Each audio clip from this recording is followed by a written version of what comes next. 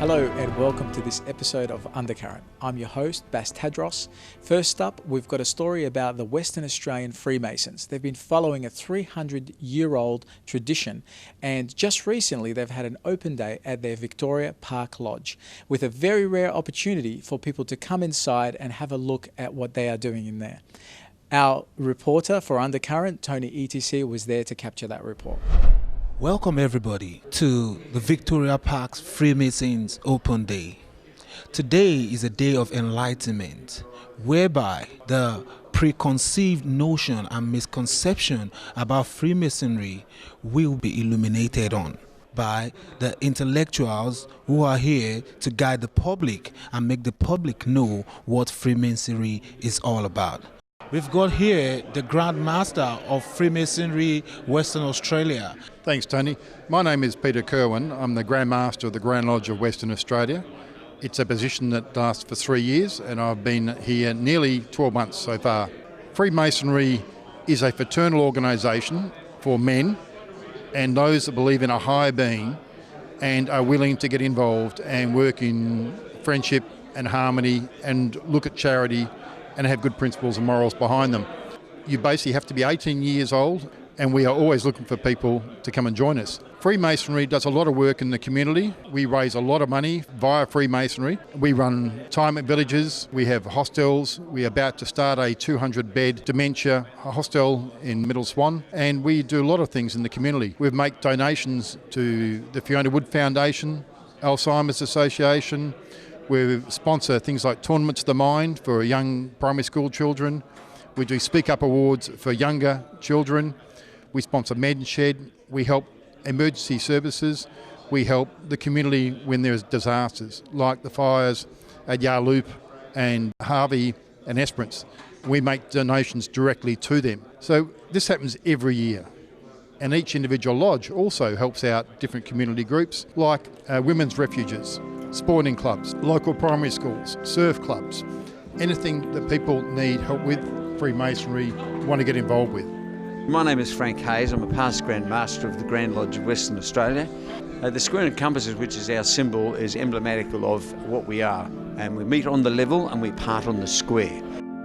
When the door of a lodge is closed, all therein are equal. Some of our ceremonies and some of our beliefs are founded on traditional things that have gone down through the ages, but in today's society we turn to a more modern situation. That's we're involved in communities. You can be any religion you like because we're non-denominational. Our motto is to make good men better, and we have a credence that goes like this. Freemasons believe that family comes first, employment comes second, and Freemasonry takes a third base. King Solomon is, because of his work in building and dedicating and completing a temple to the work of God, what transformed from that is the different grades of workmanship and masters that came out of that. We're not actually active Freemasons, we're symbolic Masons. We work on symbolic systems from the past that represent what we believe in. And it's not a religion, but it's a philanthropic society of men who work within the community to make it a better situation for everybody, not just for Freemasons, but for all of our people. So I think that's probably the best way of explaining it. My name is Paul. I'm a member of Old Goldfielders Lodge and JF Walford Day Lodge. I've been in Freemasonry since 1980. So in the last 39 years that I've been a member, I've been in Kalgoorlie and I've been in Perth, I've been in Wundowie. During our ceremonies we learn all sorts of things that help us to become better people, and over a period of time, after having been the Worshipful Master, people at Grand Lodge decide that you can help them with their things, so you get to join the Grand Lodge team. And in due course you work your way up that particular ladder. In my case I've had the privilege of being a deacon, a District Grand Inspector of Workings, a junior warden and a senior warden for the Grand Masters of the day. As the warden you represent the Grand Master, so you pass on his message to other people and you encourage them, you educate them and you make sure that they understand what Grand Lodge is doing. I've enjoyed Freemasonry. It's been a magical 39 years for me. My children have helped me, my wife has helped me, and life is pretty good. I joined Freemasonry 4 years ago. When I first started, I didn't really know that much about it. Growing up, you hear conspiracies and you hear all the online talk about it. Since I joined, it's been really good. It's completely different to what I expected. Just nice people. Everyone's inviting. I came along when I first joined, I didn't know anyone. So it's given me a real self-confidence boost. Experience in public speaking, a great thing that I've done. I'm more than happy that I've joined. As we all can see, we've gotten interviews from the Grandmaster and the former Grandmaster, and they have told us what the Freemasons do, what it is about, and where they derive their strength from. It's Tony ETC reporting for Undercurrent WTV. This week I met one of Australia's best yachtsmen, John Sanders. He's been around the world 10 times and he's about to go again, but this time in the name of science. He's doing it to pick up some research materials to find out through Curtin University how much microplastic is in our ocean. I'm here with John Saunders and he's about to embark on an amazing voyage to go around the world sailing his yacht, doing something that's really good for our ocean, for our planet and for science, collecting samples of microplastics that are going to be tested right here in Curtin University so that we can find out how much microplastics out there in the ocean and how it's affecting our sea life.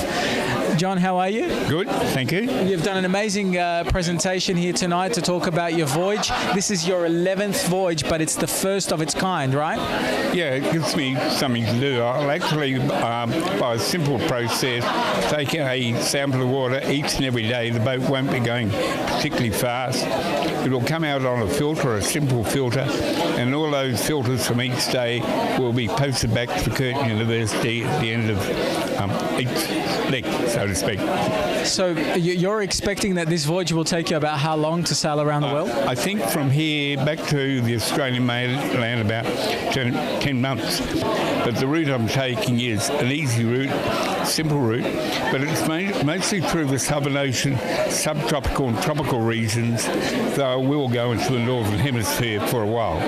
Excellent. And you are an amazing man. I mean, this is a great cause, but I think it takes an even greater person to be able to do this and doing it at your young age of 80 years old. Oh, 80 years old. Actually, it's quite simple. It's just, I mean, if you can go from now Rottnest Island, which is, 12 miles away from Fremantle, if you can get there, I reckon you can get to Mauritius. And most cruising yachtsmen sailors could do it. Some are apprehensive to do it, but frankly, it's not so difficult. What I'm doing is not difficult. How many times have you been down that path, if you like, towards Mauritius or through that ocean? I've done that 4 times out of 10. Yeah. And this will be the 11th time overall, so that'll be 5 times. Yeah. I'm here with Nicola Watts, and she's the lovely lady that's behind putting the event here today at O'Sullivan Davis. Nicola, tell us a little bit about why you chose to host this. So we've decided at OSD that we need to get away from just our traditional only talking about law and finances and all the rest of it. And what we want to do is something new, and we want to get people engaged in other areas of the communities. With Dr. Stephen Davis, he's a fellow yachtsman to John Sanders and a big supporter. Yes, that's right. Yeah. Tell us a little bit about the science behind this. The microplastics, there is really, we don't know how much is out there in terms of microplastics. There's between 8 and 15 million tonnes of plastic going into the ocean every year, and ultimately most of it will end up as microplastics as it degrades. About 1% remains on the surface of the ocean, 5% ends up on the beaches, and the rest, 94%, is either on the way down or it's already at the bottom, and a lot of it's consumed by marine life, which ultimately goes through the whole chain, and we get to eat the microplastics. So this particular experiment and research is going to be very important to bring back the data through to Curtin Uni and have that science report what's out there, right? Oh yes, well, there is no baseline for microplastics. We don't know how much microplastics are out there, and until we know, we can't monitor the rate of increase, is, or the amount itself. So we don't know how much is an alarming amount. The medical research now tells us that microplastics don't just pass through our gut, it transitions into our circulatory system. So it's in our body and in our in the lymphatic system. Again, I mean, this makes this particular journey a very important journey. The research is very important. Oh, absolutely. How can people get behind this great cause? A simple way to get behind it is on the website. If you go to johnsanders.com, you'll end up on the No Plastics website. Yes. You can track the voyage. We have a GoFundMe. GoFundMe.com//John Sanders will allow people to come in, help fund those portions of the voyage where we still need cash. That's amazing, and I hope people get behind it and get very generous, because it is a great cause, not only for the marine life but also for human life and potentially for our future of the ocean. Oh, it's the next generation that are going to be dealing with the amount of plastics we're pumping in, and we'll never get it out, but maybe we can either slow it down or hopefully stop it. But we do need to find a way to deal with it at our own peril if we ignore it. Absolutely. Thank you so much for your time. Thank you. I'm Tadros for Undercurrent. Stay with us. We'll be back shortly from the break.